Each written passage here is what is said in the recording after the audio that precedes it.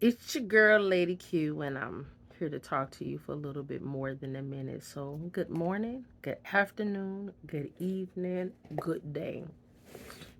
So, I just wanted to share a little bit of my story and the things that I've gone through and whatever else have you, and maybe this could help somebody that could be struggling with some things in their life. And so, just to share, I just recently found out that I have ADHD, but nevertheless, um, I'm okay with it.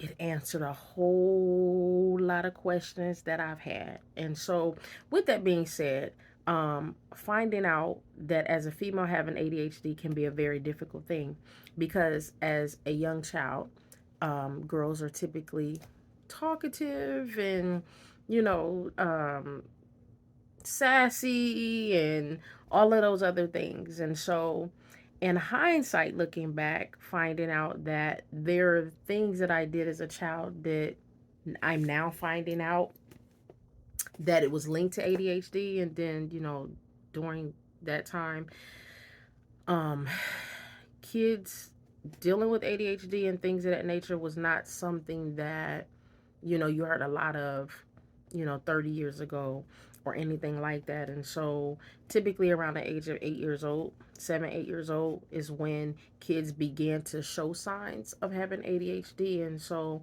in hindsight, looking back, I remember being a daydreamer. I daydreamed all of the time. Um, and then moving forward in school, like things quite was just different for me. I was easily distracted, always talking. If somebody started talking to me, it was nothing for me to turn around and talk to them.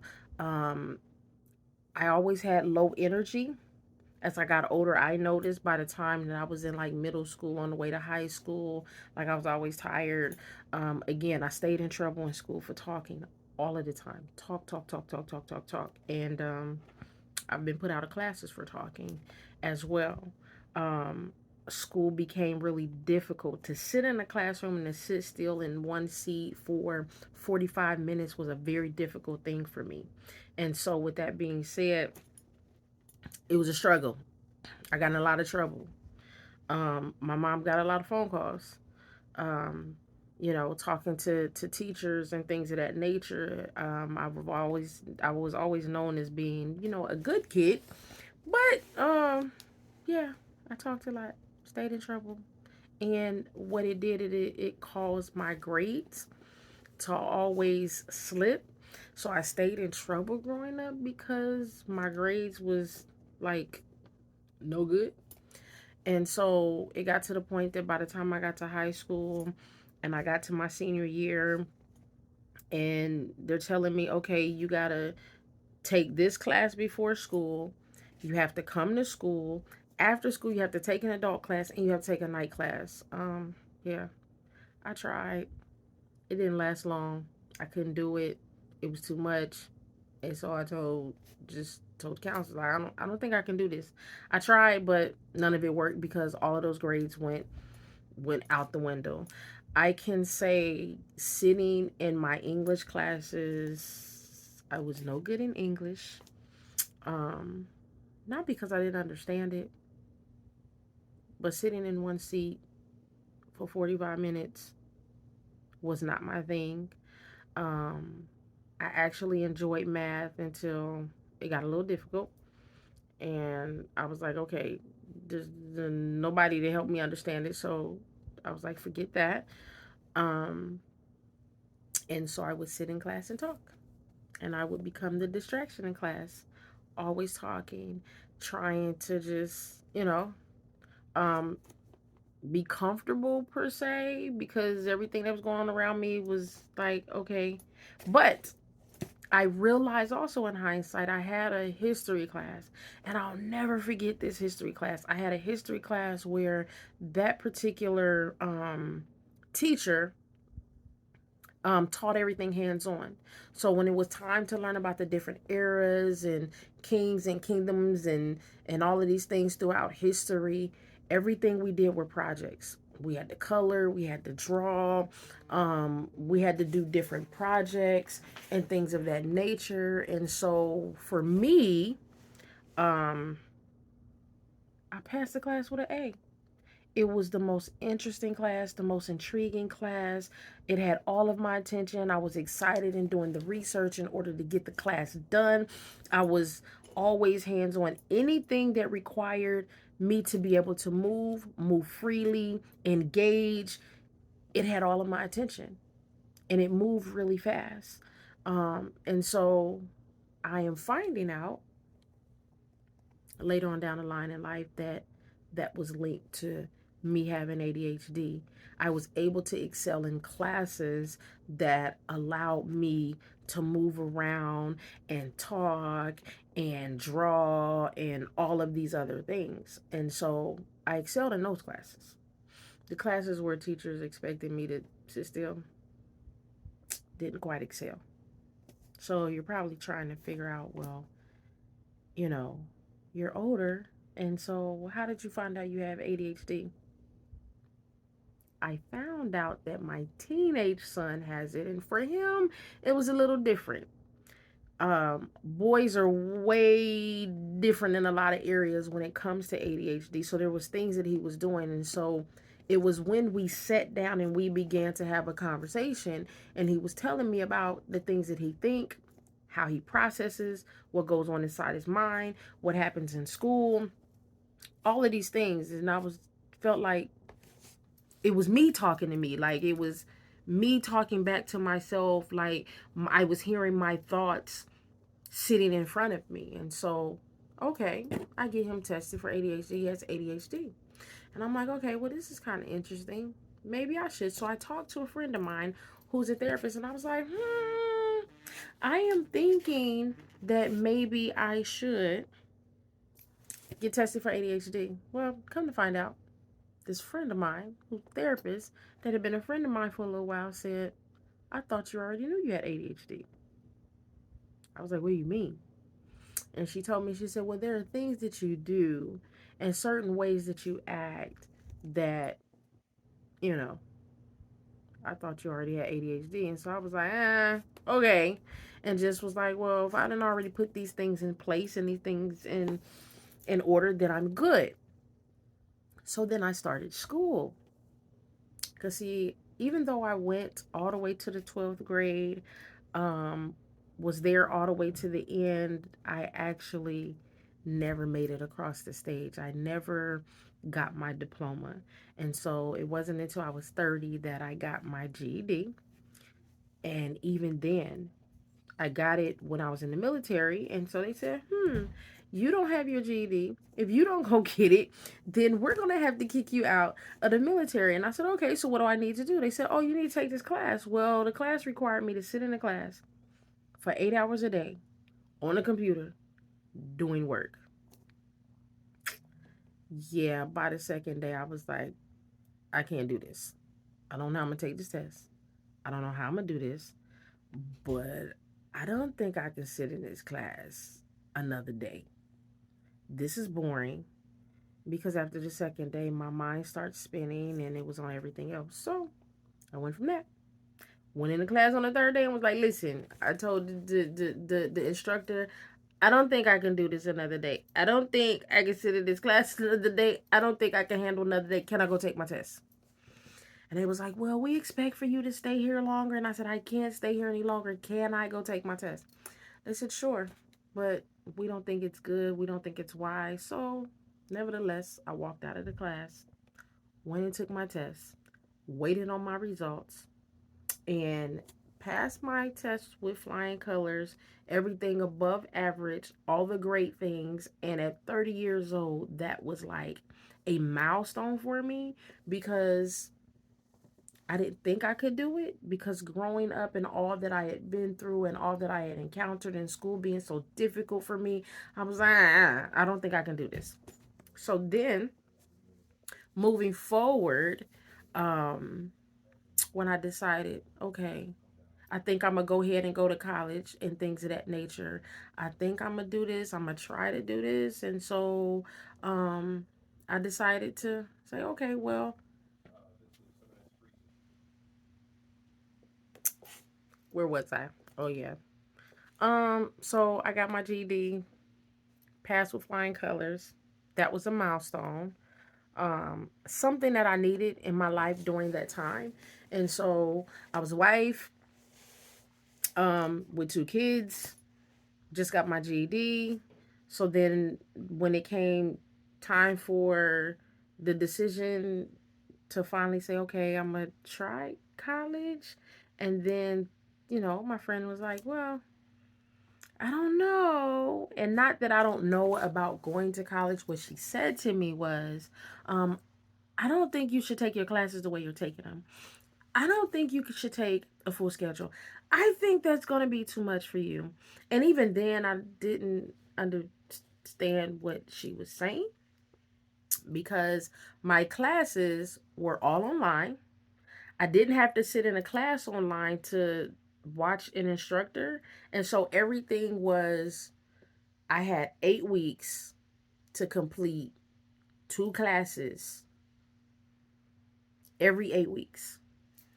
Um, Yeah, and so if you know anything about school online, college online, if you have an 8 week course, they take 16 weeks and condense it down to 8 weeks, and then you get more work than if you were to do it in 16 weeks.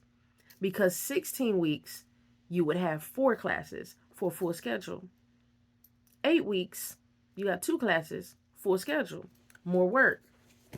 How fun. Well, I had no idea because I had never been to college.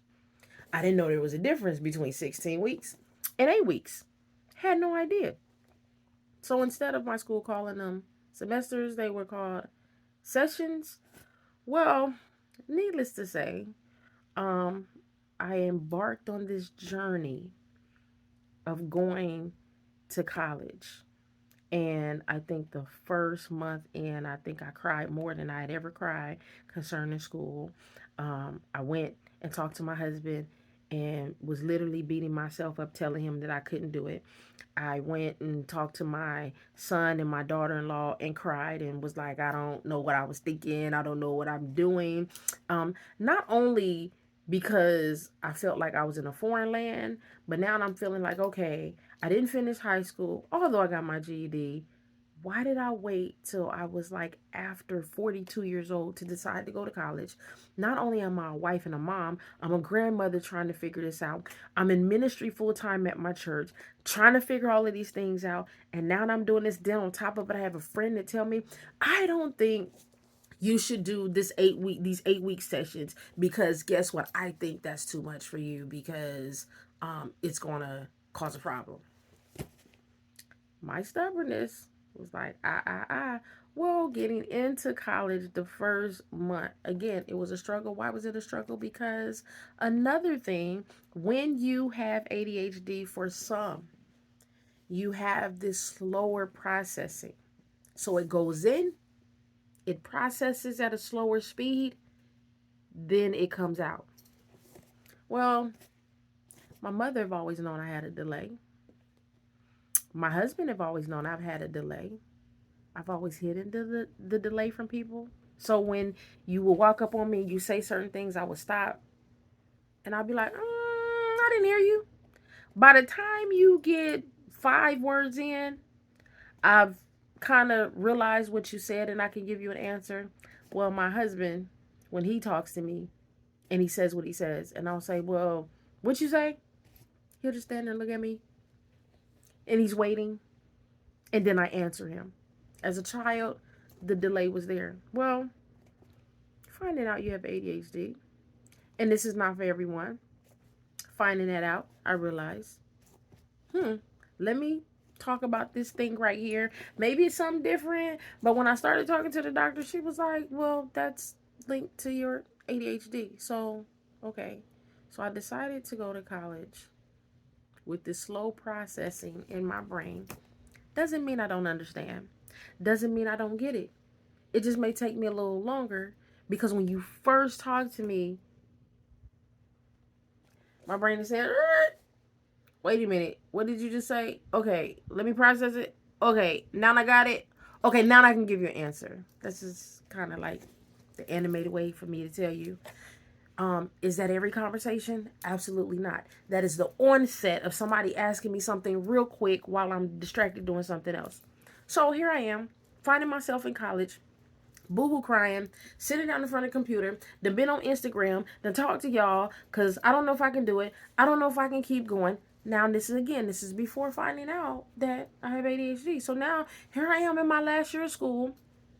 When I tell you, sitting down in front of the computer saying, okay, now I'm going to do my work, and find myself 8 hours later, still sitting in front of the computer, haven't done the work, the assignment is open, and my brain is like, okay, let's do work. Oh, wait a minute, let's go on Facebook. Wait a minute. Oh, let's check Instagram. Oh, somebody needed me to do this. Oh, I need to check my email. Wait a minute. Oh, wait a minute, I was supposed to take care of something. Oh, let me check the website. Oh, well, wait a minute. Let me make this flyer real quick. Oh, wait. This is my brain. Then I said, okay, well, wait a minute. I'm supposed to be doing my work. Then my daughter-in-law will call. Mom, you did your work? Okay, well, I'm trying. I will have to say, though, in the process of going to school, my daughter-in-law, I would say, has been the biggest help. Not because she helped me do my work. It was her sitting on the phone talking to me, being an audible distraction that allowed me to focus to get my work done. Now, did I hear what she would say to me? Yeah and no. And she would sit on the phone and just talk. But the beautiful thing about it was it didn't bother her, irritate her that I didn't hear everything. But she would just talk for hours and I would get my work done. That's kind of how we got this thing done. Sitting on the phone crying to my son because I'm like, wait a minute, mom. Wait a minute, son. I don't, I don't understand this. I don't get this. I wrote a paper. I think I got an F. I wrote this paper and I didn't understand nothing I wrote. And he'd be like, oh, mom, you be all right. And then the grade would come back. So I say all of that to say, one, sometimes we're dealing with things that we don't know that we're dealing with, and we find a way to push through and then later find out this is what it is. For me, it has been a relief to find out what it is. For me, it has been a relief because let me help you out. Having ADHD does not mean that you have a learning disability. It just means that you have to learn how to structure your life. You have to learn how to deal with things a certain way. You have to learn who you are and how you process. So all of these years of saying, oh, I have a delay. Oh, I can't sit still and do this. Oh, I'm not sitting in no meeting no longer than 15 minutes because sitting in the meeting longer than 15 minutes is a whole problem. Let me tell you something.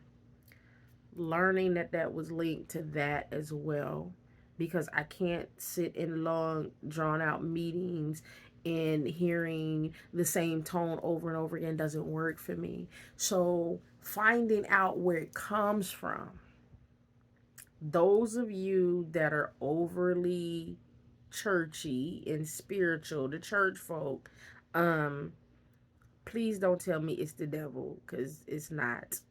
It's just that my brain processes in a way that I have to put things in place that causes minor distraction so I can focus. That's it. And that's okay. So you may have somebody that have to play music and then the TV is on and then they're able to do their work, or they're on the phone and they're doing all of this talking, but they're able to get their work done. But as soon as you turn everything off and they're in complete silence, they get nothing done, and you're trying to figure out why they're not getting nothing done. The brain is hyperactive and constantly moving and constantly going. And then another thing, a lot of people who have ADHD are creatives. Well, being a creative, you have a cycle. You have to know your cycle and in what cycle you're in to create what, or you will find yourself not completing your things. But that's a video for another day. back to school. So my um, daughter-in-law has been, I would say, the greatest help, the absolute greatest help, because without her, I don't know that I'd have been able to sit still long enough to get work done, or her calling me, yelling at me, making sure that I got an assignment done. And my son has also been, a great help in saying, Mom, did you do your work? What grade did you get? Mom, it's not that bad. Mom, it's okay. You realize um, that when you are on a journey, sometimes, even though you're the parent, your children will be the one to help you through the process. And so I say all of that, y'all. I have one more class left.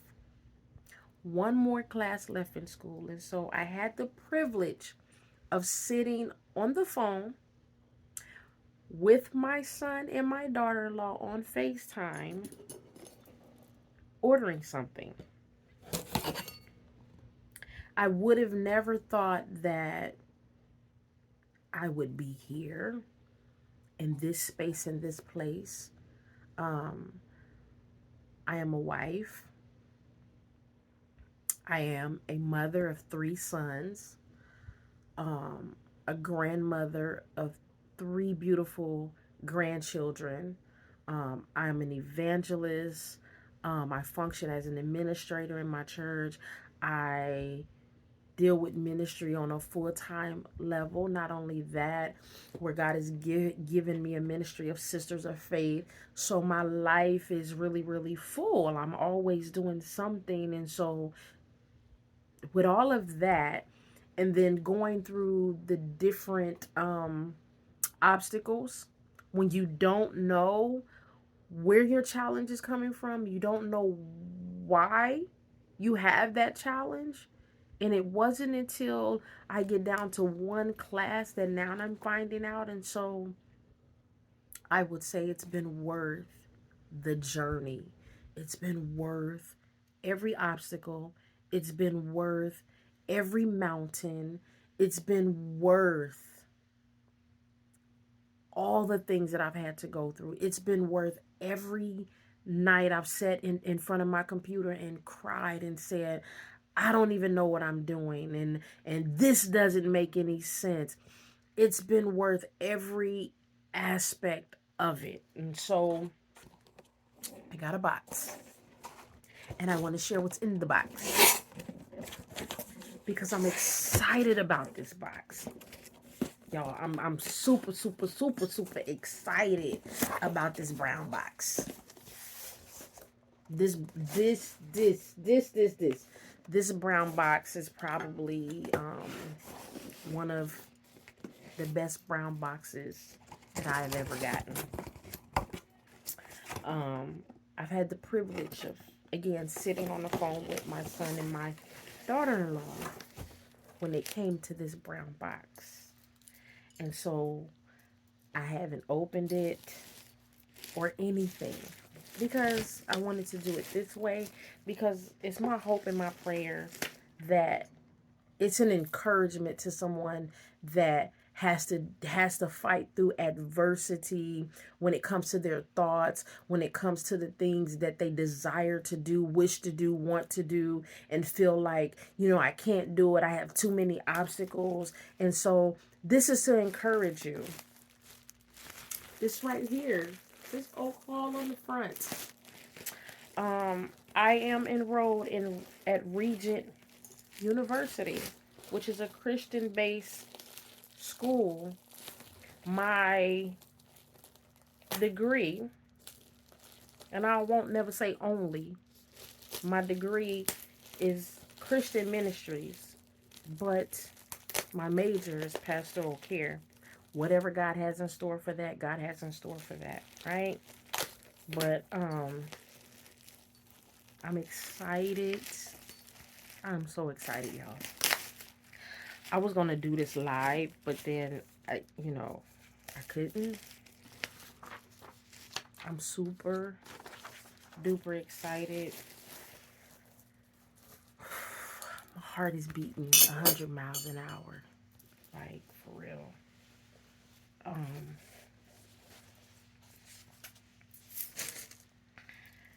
because May 6th, I will have finished my classes where God has blessed me, has kept me, has given me everything that I needed to get through the process, things that I didn't understand, writing papers, feeling like I didn't know what I was doing. And then the papers would come back with 90 plus, 91%, 95%. Y'all, I am excited to announce that I have gotten, this is my tassel, this is my cap. I don't even know how I'm gonna decorate it, but oh, she's getting decorated. This is my gown.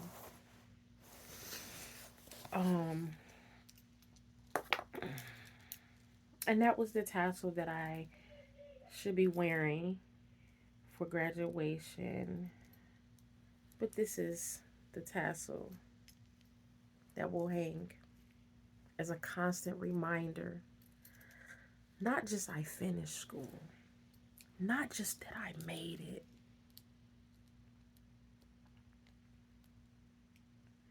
but how God blessed me through an adversity that I didn't even realize I had. Things I didn't understand. Watching things fall apart around me and still holding on no matter what. Still trying to figure out how to get up every day when I didn't have the desire to get up. Sitting in front of a computer when I didn't want to sit in front of a computer. Watching my family think that I'm crazy because I went from doing work in my office to doing work at the kitchen table, to doing work at the dining room, to doing work in the living room, shifting through the house, helped my brain to process the work that I had to do because I had to be in new environments periodically. Going to the park, going to the beach, sitting in my back seat of my car for hours at the beach to get to this place, not for a cap and gown, but being able to reach a certain place where the enemy tried to tell me I couldn't. It was too much for me. What am I doing? I have too many things going on. You're a wife and a mom. You're being selfish. You can't do that. There's no way. And let me tell you something. It took for me to go through some things through this process to realize that it was worth every aspect of it, because it was nothing about going to school that was selfish. For my children to be able to watch their mother fight through every obstacle to get to the point to say I was able to reach it, I'm grateful. And so I encourage you, if there's something that has been put before you to do, do it and don't give up. It's your girl, Lady Q. I can't wait to walk across that stage, y'all. Be blessed.